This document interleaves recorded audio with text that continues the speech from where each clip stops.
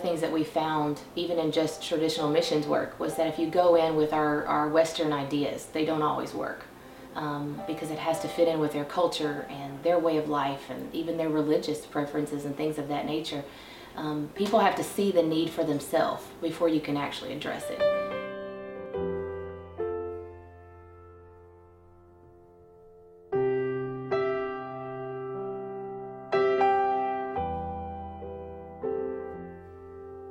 When we began to see these issues, and we found national people, national Christians already on the ground wanting to minister the gospel holistically to people, they began to see that this was an issue. These children were being sold, they were being kidnapped, they were being forced as child brides. And my husband's first initial thing was he goes, I'm going to go in the front door with a gun and a Bible, and that's how I'm going to go solve this problem. And jokingly, the men said, well, you could do that, but that's not going to solve the problem. The problem is that you've got to be able to address it with education and prevention before you could even go in the front door of this issue and address it that way.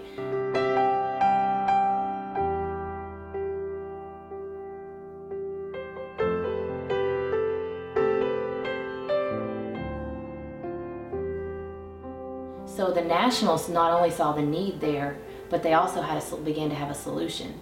And so instead of us going in with our thoughts and our ideas, because what works in the U.S. does not necessarily work overseas, and what works overseas doesn't necessarily work in the U.S. And so our ideas needed to be filtered through what they actually could do and accomplish and the way that they thought that was the best to do it, because they're the ones that have to implement it. What we found the best is to step out of the way and let them do it, and then they own it and they take possession of it and they make it work better than we ever could. So in Southeast Asia we have 6 homes. We have 2 boys' homes and 4 girls' homes. And some of those homes have as few as 15 to 16 children in them, and some have as many as 60 children in one location.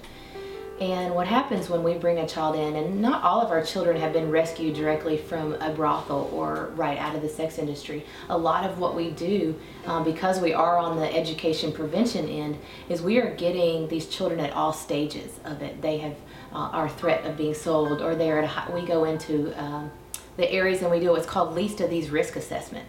So if we go into a village and, for instance, the father has passed away and now the mother is trying to care for these children and she has no source of income, we begin to watch and monitor that situation, because those children then go into our high risk category. And then often we will get a phone call from what we would call here in the U.S. like a concerned citizen. And they say, yes, the van has come through and offered this mother $500 for her daughter, or $3,000 for her daughter, or they've just offered to take her to Bangkok and get a better job. And the reality is we know what really happens once they go and get the maid's job. They may clean houses during the day, but at nighttime they're also forced to be a bond servant and a debt bondage there, where they have to work the streets as well to pay off the debt for the man taking them to the big city to get a good job.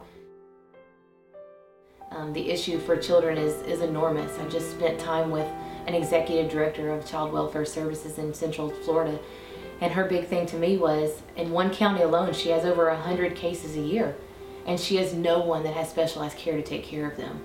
So we see ourselves in years having multiple homes in multiple locations. We see ourselves as having task force groups in churches and civic groups all over the U.S. and even all over the world. And we see ourselves as just a voice in the community and around the world to give these people who have no voice a voice, and to re-empower them to be able to stand up and fight this fight. And we see ourselves in education. Right now we currently are even helping to educate law enforcement and teachers and social workers and children's service workers on the issue of trafficking. So we see ourselves just furthering that and raising the awareness that needs to be raised and the education that needs to happen, so that people who are educated can then go out and make a difference in the world.